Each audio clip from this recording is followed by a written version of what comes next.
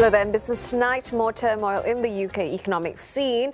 The government making an about-turn on its plan to scrap the highest rate of income tax. Now, after staying put on the controversial plan for days, the government was forced to backtrack amid a rebellion within the party and turmoil in financial markets. Our Prime Minister Liz Truss's new cabinet announced a slew of tax cut plans just weeks after taking power. But the plan triggered a crisis of confidence in the government and a rout in the global markets. It dragged the pound to lows not seen since the 1980s, forcing the Bank of England to start a temporary purchase program to calm markets. But how does the reversal reflect on the new government? Well, Ollie Barrett joins us for more. Well, Ollie, how was the government defending, this sudden U-turn after having stuck to its stance for so long?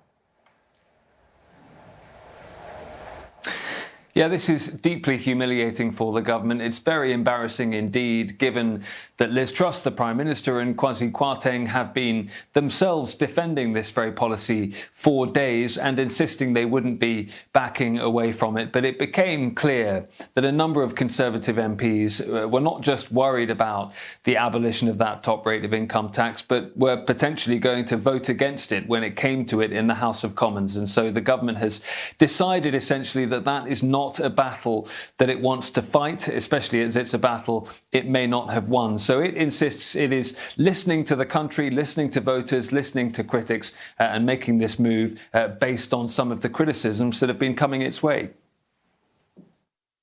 We're absolutely listening to them. I think it's really important, actually, that people who hold office aren't just sticking their heads in the sand, but are listening to the wider conversation. And that's why we've decided not to proceed with the abolition of the rate, the 45p rate, and we're not doing that. And we're listening. And I'm not going to. What I'm focused on now is delivering the growth plan. The government has also acknowledged that it's badly handled the communications around all of this. The so-called mini-budget that Kwasi Kwarteng set out to the House of Commons is something that the Prime Minister now accepts was not communicated in advance of that statement, particularly to financial markets. Yeah, and Kwasi Kwarteng is saying we're listening. But how has this reversal affected confidence in the Prime Minister's leadership?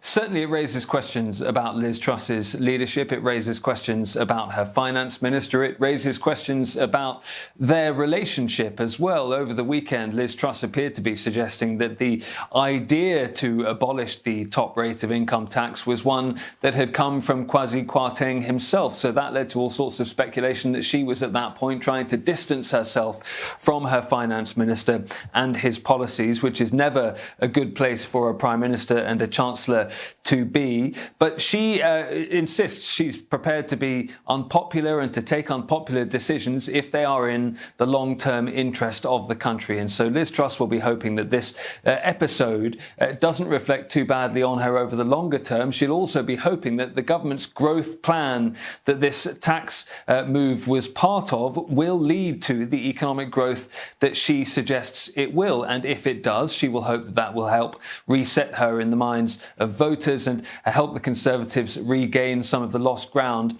on the opposition Labour Party in the polls, because right now they are trailing the Labour Party by record distances in the polls, and that's part of the reason that so many Conservative MPs are so terrified at the moment about what's been going on in the last few days with that response to the mini-budget. Many thanks for speaking with us, Ollie Barrett there in London.